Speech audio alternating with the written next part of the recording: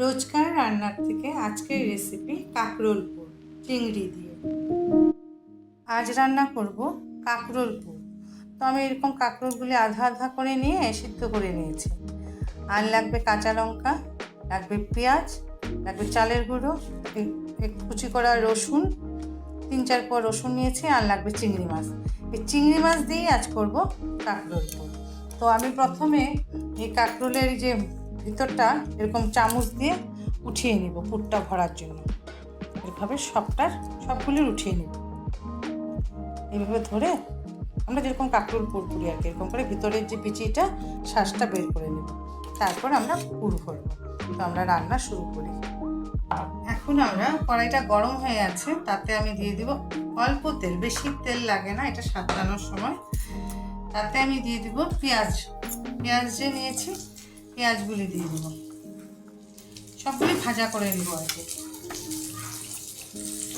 পেঁয়াজ দিয়ে দিলাম কাঁচা লঙ্কাটা, দিয়ে দিব রসুন কুচি করে নিয়েছি রসুন, আর দিয়ে দিব যে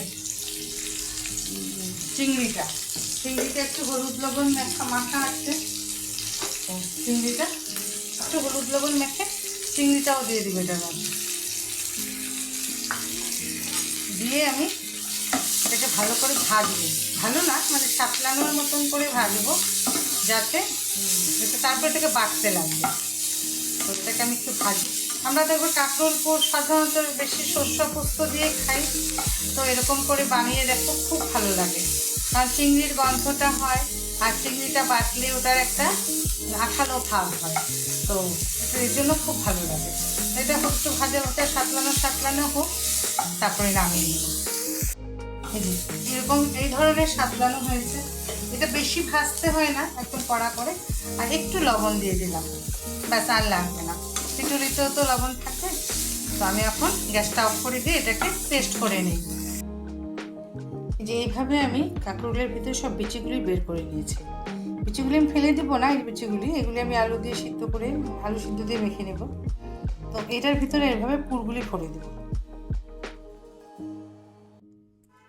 সর্ষাটা অনেকেই ধরো একটু আমরা ভয় পাই না, সর্ষাটা পেটটা যদি একটু গড়বড় হয়, তো এটা দিয়ে করলে কিন্তু গড়বড় হওয়ার চান্স থাকে না, কারণ এটাতে তো পেঁয়াজ, পেঁয়াজ, চিংড়ি, কাঁচা লঙ্কা, একটু রসুন, এইভাবে আমি সবগুলি পুর ভরে নিই। ভরে তারপর আমি পিঠেলি দিয়ে ভাজবো।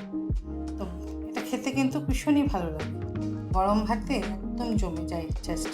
কিছু এই যে বিচিটা দিতে হয় না, বিচিটা দিলে বিচির যে জল এটার যদি করলে বিচিটা দিলে না জল ভাবটা হয়, এরকম টাইট বাটাটা হবে না। তো এর জন্য এইভাবে বিচিটা দিই না।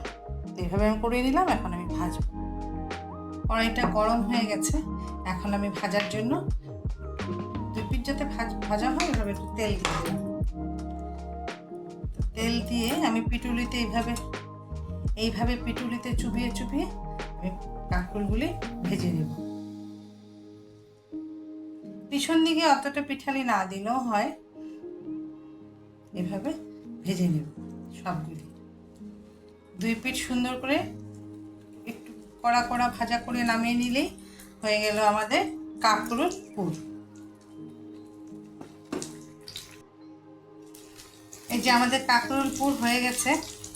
যেটা পিঠুলি দিয়েছিলাম ওই সাইডটা কড়া করলাম, পিছন দিকটা বেশি কড়া করব না। কেন কি পিছন দিকটা বেশি কড়া করলে না কাঁকরোলটা একদম শক্ত হয়ে যায়। তার যে এখন আমি নামিয়ে নেব। আর পিটুলিটা কিন্তু আমি একটু হলুদ আর লবণ দিয়ে গুলেছিলাম। তো এখন আমি নামিয়ে নিব। এই আমাদের হয়ে গেল কাঁকরোল পুর।